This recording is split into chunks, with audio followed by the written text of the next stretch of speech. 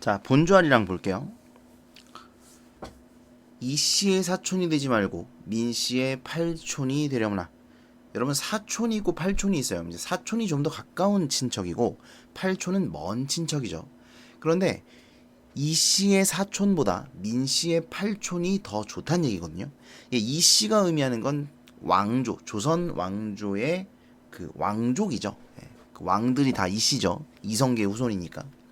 민씨는 그 당시에 이제 외척들, 그러니까 고종의 부인 명성황후라고 하죠. 명성황후가 민씨였잖아요. 그래서 이건 뭘 말하는 거냐면 왕의 사촌보다도 왕비의 팔촌이 더 힘이 셌다는 거예요. 권력을 더 가지고 있었다. 그러니까 이제 외척이 세도를 부렸던 이 조선 말의 정치 현실을 풍자하고 있어요. 역사적으로 물론 뭐 왕족들이 난리를 쳐서 문제가 된 경우도 많이 있었죠. 근데 역사적으로 외척이 권력을 잡고 드셌을 때 나라가 잘 돌아간 적이 없습니다. 조선은 결국 그래서 망했죠. 자, 외척이 세도를 부렸던 조선 말의 정치 현실을 풍자하고 있는 부분이다. 이렇게 보시면 됩니다. 그 다음에 아리랑 아리랑 아라리오 아리랑 뛰어라 노다가서 이건 이제 후렴구겠죠. 후렴구는 당연히 운율형성이 되고요. 그 다음 남산 밑에다 장춘단을 짓고 군악대 장단에 받들어 총만 한다. 여러분 받들어 총 이제 좀 있으면 군대 가시잖아요. 남자분들 그죠? 군대 가면 이거 할 겁니다. 받들어 총 뭐 이런 거 하는 거예요. 그럼 이제 이런 걸 제식 훈련이라고 하죠. 총 가지고 막 인사하고 뭐 그런 거 하는 거예요.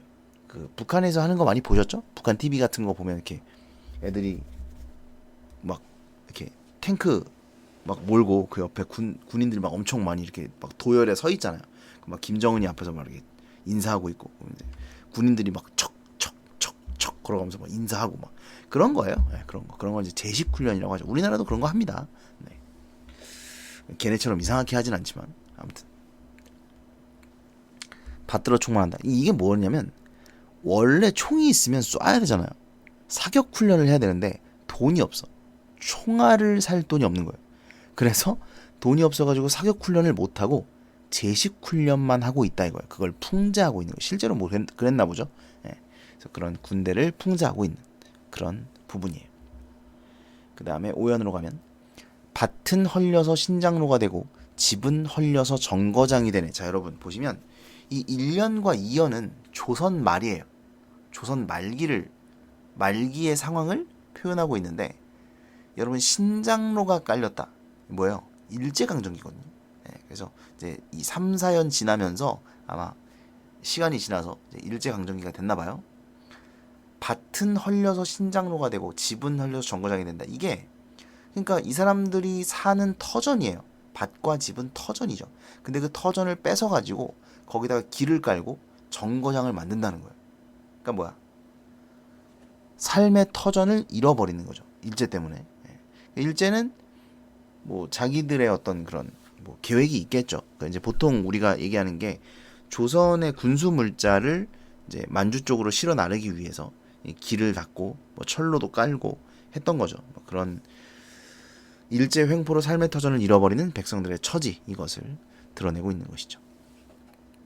그 다음에 유견에서는 말을 잘하는 사람은 재판소로 잡혀가고 일을 잘하는 사람은 공동산 가서 징용을 산다는 거예요. 그래서 이게 일제시대의 표현의 자유에 대한 억압 그리고 강제징용 이런 현실을 이제 드러내고 있죠. 이 씨빠빠룰라 새끼들, 일본 쪽발이 새끼들, 샹놈의 새끼들. 그래놓고 강제 아니었다고 지랄이나 하고 나 진짜 일본 얘기만 하면 이제 화가 나서. 자, 아무튼 그렇습니다. 그 다음에 죄송해요.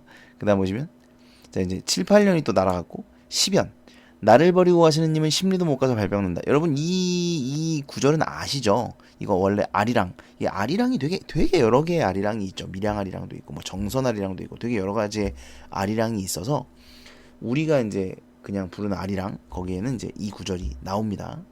그 아리랑의 가사를 차용했고 이게 그러니까 그 당시에 굉장히 유명했던 가사인 거고 그 가사를 그냥 차용해서 쓴 거예요.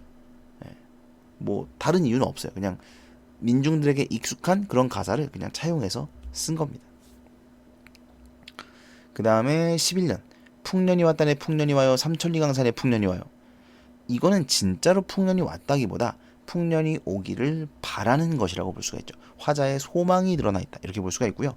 보시면 풍년이 왔네 풍년이 와 삼천리강산에 풍년이 와 A, A, B, A A, B, A 구조 반복을 통한 운율형성이라고 볼 수가 있습니다.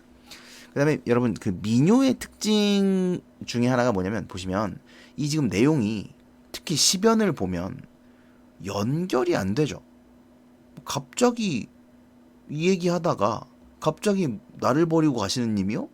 되게 생뚱맞잖아요. 왜 그래요? 이게 적층문학의 특징이죠. 여기 보시면 나와 있는데 굽이 구전됐다는 거예요. 입에서 입으로 전달이 됐고 그러면서 작가가 여러 명이에요. 입에서 입으로 전달을 하다 보니까 이 전달하는 사람이 새롭게 지어서 부른 것이 그대로 이제 기록이 되기도 했던 거죠. 그게 바로 적층문학, 쌓인다는 겁니다. 쌓여요. 그래서 각 연이 유기성이 없어요. 여기 보시면 나와 있어요. 각 연의 내용이 유기적으로 연결되질 않아요. 왜?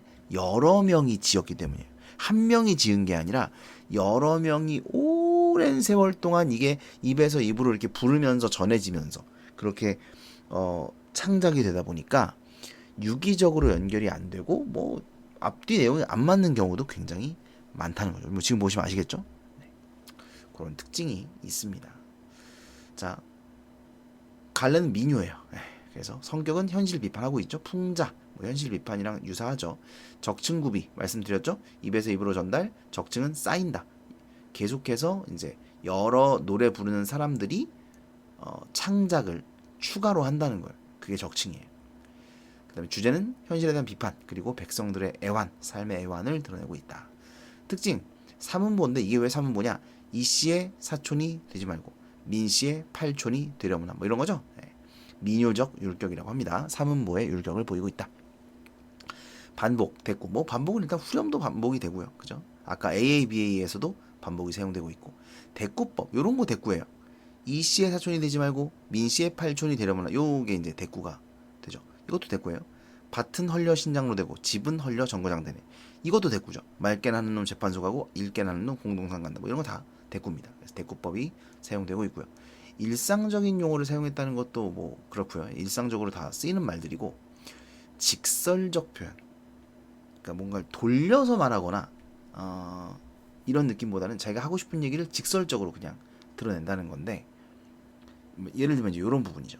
이런 것도 직설적이고 사실적이고 직설적이다. 뭐 이렇게 보시면 될 것 같아요. 유기적인 연결 안 된다는 거. 그 다음에 시대 현실을 사실적으로 드러내고 있다. 후렴구 반복, 운율형성 이것도 말씀을 드렸습니다. 이렇게 정리한 내용 알아두셔야 되고 각 연의 내용들 정리한 거 외워두셔야 되겠습니다. 그 다음에 이 유기적 연결되지 않음을 다른 말로 뭐라고도 하냐면요. 병렬적, 독립적이라고도 해요. 이 말을 좀 알아두세요. 병렬적이다, 독립적이다 해도 맞아요. 병렬적 구조, 독립적 구조라고 해도 맞다는 거. 자, 신고산 타령 보겠습니다. 갈래는 민요고요. 내용을 바로 볼게요. 신고산 우르르르 함흥차 가는 소리 구고산 큰애기 반보찜만 싼다. 여러분 신의주 아시죠? 신의주 원래 의주라는 곳이 있죠. 도시가. 근데 이제 개화기 때 새로운 의주라고 해서 이제 신의주라는 도시가 만들어졌어요. 그런 것처럼 고산이라는 도시가 있었던 거예요. 도시는 아니고 이제 마을이겠죠. 아무튼 고산이라는 지역이 있었는데 이 고산이라는 지역에서 좀 떨어진 곳에 신고산이라는 곳이 이제 새롭게 조성이 된 겁니다.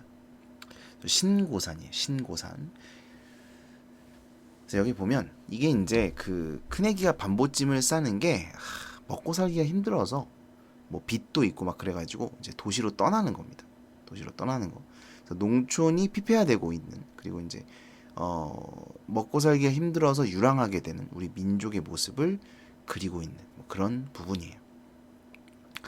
함흥차 가는 소리. 그러니까 이제 얘가 신고산 우르르 함흥차 가는 소리. 뭐 이게 이제 뭐 열차가 뭐 함흥 가는 열차가 있고 신고산 가는 열차가 있고 막 그렇대요. 예, 그래서 아무튼 뭐 그건 중요하지 않고 이제 구고산에 사는 이 큰애기가 도시로 떠나게 되었다. 돈 벌러 도시로 갈 수밖에 없다. 뭐 이런 상황을 알 수가 있습니다. 그 다음 사면을 보면 어린 아해는 아이죠. 어린아이는 밥 달라고 발버둥지를 치는데 영감님은 술만 먹고 양산도만 하는구나. 이 양산도는 노래예요. 양산도 타령이라고 해서 노래 이름이고요. 그러니까 술 먹고 노래만 부른다는 건데. 근데 이게 가족들을 돌보지 않는 세태를 풍자하는 것이다. 뭐 이렇게 볼 수도 있고요. 아니면 이 영감님이 이제 아이가 밥 달라고 발버둥지를 치는데 이 먹고 살 길이 막막한 거죠. 뭐 이제 그렇게 그래서 먹고 살 길이 막막한 현실을 드러내는 것이다. 뭐 이렇게 해석을 할 수도 있습니다. 어찌 됐든 여러분이 이해를 하셔야 되는 건 사실적인 거예요. 그러니까 어린아이는 밥 달라고 발버둥지를 치고 있고 영감님은 걔한테 밥을 안 주고 있는 거죠. 안 주든 못 주든 어쨌든 술 먹고 타령만 부르고 있다라는 걸 아시면 되겠습니다. 그 다음 5연 어쨌든 좀 비극적이죠. 네, 비극적인 상황입니다. 이게 일부러 안 돌보는 거든 돌볼 수가 없는 거든 어쨌든 비극적이다. 5연 정든님을 데리고 산나무를 갈까 산나무를 캐러 갈까 우리 오빠를 따라서 봉천차를 탈까인데 이 봉천이 도시를 의미한다고 보시고 산나무를 캐러 간다는 것은 이 고향에 그대로 남는다고 본다면 고향의 임과 함께 머무를까 아니면 오빠를 따라 도시로 떠날까를 고민하고 있다고 볼 수가 있겠죠. 그러니까 앞에 1년하고도 좀 연결이 되죠. 결국은 이제 돈을 벌어야 하고 먹고 살기가 막막하니까 사람들이 다른 지역으로 이렇게 떠났던 거죠. 그런 시대 현실을 상황을 알 수가 있습니다. 9연 바람 많은 세파에 부대끼는 이내몸. 이게 세파 세상의 파도고요. 바람 세파 다 부정이에요. 바람 많은 세파에 부대끼는 이내몸. 왜 나를 부대끼게 하니까 부정이죠. 언제나 걱정 구름을 면할 것인가. 나는 도대체 언제가 되어야 이놈의 걱정을 면할 수 있을까? 삶을 좀 평온하게 살 수 있을까? 고된 삶에 대한 탄식을 드러내고 있습니다. 그 다음에 10연 상개굴 큰애기는 이모기만 기다리고 푸릇푸릇 봄배추는 봄비 오기만 기다린다. 이게 사실 이 10연만 보면 여러분 보통 이게 앞에가 중요할까요? 뒤에가 중요할까요? 보통은 뒤에가 중요하거든요. 그래서 10연만 보면 아 비가 안 와서 문제구나 뭐 이렇게 해석을 할 수가 있는데 11년도 읽어보면 독수리가 날뛰자 병아리 간 곳 없고요. 무심한 기차 뚝 떠나자 우리님 간 곳 없구나. 여기 님에 대한 이야기가 나오죠.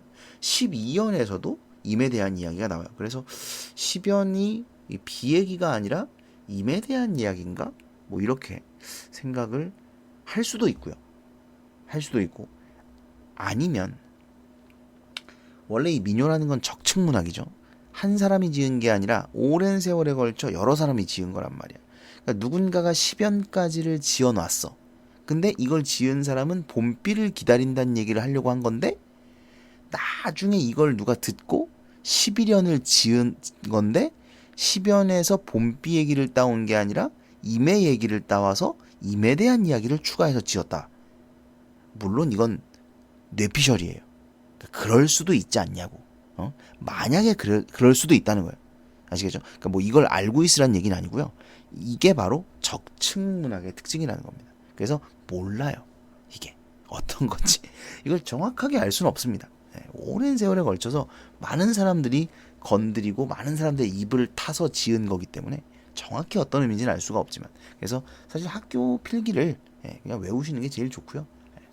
일반적으로는 그 수능에 만약에 이게 나온다면 뭐 안 나오겠지만 나온다면 이걸 정해진 해석을 두고 이 해석 뭐 이게 뭐냐 이렇게 물어보는 문제가 나오진 않을 거예요. 무조건 이걸 이제 이렇게 본다면 어떤 의미겠느냐 아니면 말도 안 되는 걸 이제 갖다 붙여놓고 적절하지 않은 것을 골라라 뭐 이런 식으로 문제를 내겠죠. EBS가 보통 그런 식이죠. EBS가 되게 뭐 좀 작품은 어려워 보이고 뭐 그럴 수 있지만 문제를 보면 되게 되도 않는 문제를 내요. 그러니까 너무 쉬운 문제는 되게 쉬워요. EBS 문제는 왜 쉬울 수밖에 없냐면 이걸 정해진 해석을 가지고 풀 수 있는 그런 문제를 내면 얘네가 또 안 되거든요. 수능은 그런 시험이 아니니까. 그래서 긍정 부정만 따지면 풀 수 있게끔 뭐 이렇게 낸단 말이에요. 문제를. 그래서 문제 자체는 되게 좀 쉽게 나올 겁니다. 그러니까 핵심은 뭐냐? 핵심은 정해진 해석이 중요하진 않다는 거예요. 그러니까 내신은 정해진 해석이 또 중요하거든요. 그러니까 그거는 학교 필기를 확인하시면 돼요. 학교에서 해석해 주는 대로 외우시면 되고 수능에서는 정해진 해석이 중요하지 않기 때문에 긍정이냐 부정이냐만 잘 판단을 하시면 됩니다. 그리고 이제 문맥적인 사실 정보만 잘 확인을 하시면 되겠죠. 자, 그래서 시변을 보면 상개골 큰애기는 이매 오기를 기다리고 있고 푸릇푸릇 봄배추는 봄비 오기를 기다린다. 여러분 원래 봄이 우리나라가 봄이 가뭄이 심해요. 그래서 봄 가뭄 때 비가 오기를 정말 간절하게 기다리거든요. 그래서 상개골 큰애기가 이모기를 간절하게 기다린다. 뭐 이렇게 해석을 할 수가 있는 거죠. 그 다음에 11연에서는 독수리가 날뛰자 병아리가 가는 곳 없고요. 독수리가 슉 날아와서 병아리를 슉 채가지고 잡아가거든요. 잡아먹어요. 잡아서 채가는 거죠. 병아리가 간 곳이 없어. 그런 것처럼 무심한 기차가 뚝 떠나자 우린 이미 간 곳이 없어. 이미 기차를 타고 떠나버린 거예요. 그래서 이미 떠난 후에 슬픔, 허탈감, 상실감 뭐 이런 걸 드러낸다고 볼 수 있죠. 불영청진 가신님은 돈 벌면 오고, 이 불영청진이 도시예요. 그러니까 돈 벌러 간 거죠. 돈 벌면 온다고 했는데 공동묘지 가신님은 언제 오냐 이거예요. 그러니까 도시로 떠난 사람들은 돈을 벌면 온다는데 죽은 사람은 언제 돌아올 수 있지? 뭐 이런 얘기예요. 그러니까 죽은 사람은 돌아올 수 없죠. 없어요. 그래서 이것도 마찬가지 임의 죽음인데 이게 만약에 11년에서 떠난 이 님에 대한 이야기가 이제 이어지는 거라고 본다면, 이어지는 거라고 본다면 고 이미 죽었다는 의미로. 그러니까 이제 기차 타고 돈 벌러 떠났는데 거기서 뭔가 일을 당해서 죽었구나 이렇게 해석을 할 수도 있고, 또는 독립적인 이야기로 해석할 수도 있어요. 아까도 얘기한 것처럼 적층문학이기 때문에 병렬적이기 때문에 이 이야기와 이 이야기를 꼭 이렇게 연결해서 이해할 필요는 없는 거예요. 이거는 모르는 겁니다. 몰라요. 그러니까 여기서 보면 지금 뭐 떠나잖아요, 그죠? 떠나고 그 다음에 상개골 큰애기는 이모기를 기다리죠, 그죠? 아까 여기서는 큰애기가 떠난다며, 그죠? 그러니까 이게 또 다 다른 사람이라고 볼 수도 있는 거고, 그러니까 이게 다 독립적인 이야기로 해석을 할 수도 있기 때문에 꼭 이 임이라고 볼 수는 없다는 얘기예요. 아시겠죠? 근데 어쨌든 여러분이 아셔야 될 건 뭐다? 일제강점기를 배경으로 하고 있고 그 시대에 이러한 민중들의 애환이 있었다는 거죠. 그걸 아시면 돼요. 누군가는 도시로 돈을 벌러 떠났고요. 누군가는 그렇게 해서 헤어졌고요. 누군가는 고민을 해요. 임을 따라 갈지 말지. 임을 따라 갈지 오빠를 따라 떠날지 고민하고요. 어쨌든 돈을 벌려면 도시로 가야 되는 건 맞고. 근데 또 그렇게 도시로 돈 벌러 갔다가 누군가는 죽어서 돌아오기도 했고요. 뭐 이런 그 시대의 민중의 애환이 여러 가지의 모습으로 담겨 있다 정도를 파악하시면 되는 겁니다. 자, 특징을 좀 보면 갈래 민요 성격은 그래서 좀 슬프고 애상적인 분위기가 드러나죠. 적층 구비, 이게 지금까지 계속 제가 얘기한 거예요. 구비, 입에서 입으로 전달이 됐고 적층, 여러 인물들에 의해서 이게 지어졌기 때문에 이야기가 병렬적이고 유기적인 구조가 아니라는 거예요. 이걸 꼭 기억하셔야 돼요. 병렬적이다, 유기적 구조가 아니다. 모르시는 분들은 이거 써두세요. 병렬식 구조, 그 다음에 유기적 구조가 아니다. 문명 도입으로 변하는 고고산 사람들의 삶이다. 하명차가 지나가는 신고산 지역의 변화, 떠나간 임을 그리워하는 마음, 뭐 여러 가지. 사실 저는 이것보다는 민중들의 애환을 그리고 있다는 게 모든 내용을 포괄하는 거라고 봅니다. 그 다음에 개화기의 사회상 반영되어 있고 후대 내용이 첨가된 적층적 성격, 음성 상징어 뭐 쓰였죠. 푸르푸르도 있고요. 위에 올라가면 뭐 다른 것도 있을 거예요. 뭐 있지? 우르르르르 이런 것도 음성 상징어죠. 네. 생동감 있는 표현. 구체적인 지명, 신고산이나 뭐 불영청진 이런 거 다 지명이죠. 사실적인 느낌을 줍니다. 후렴구의 반복, 대꾸, 온유령성 하고 있습니다. 후렴구는 요거죠. 어랑어랑 어허야 어라 어쩌고. 그 다음에 대꾸는 요런 거 대꾸예요. 불영청진 가시님 돈 벌면 오고 공동묘지 가시님 언제 나오나 이런 것도 대꾸고요. 요런 것도 대꾸죠. 요것도 대꾸예요. 요것도 대꾸고 D 요것도 대꾸고 그 다음에 요거는 좀 애매하다. 요건 애매하고 그렇네요. 그런 정도가 대꾸라고 보시면 되겠습니다. 그래서 내용도 알아두셔야 되고 특징들도 정리를 해두시기 바랍니다.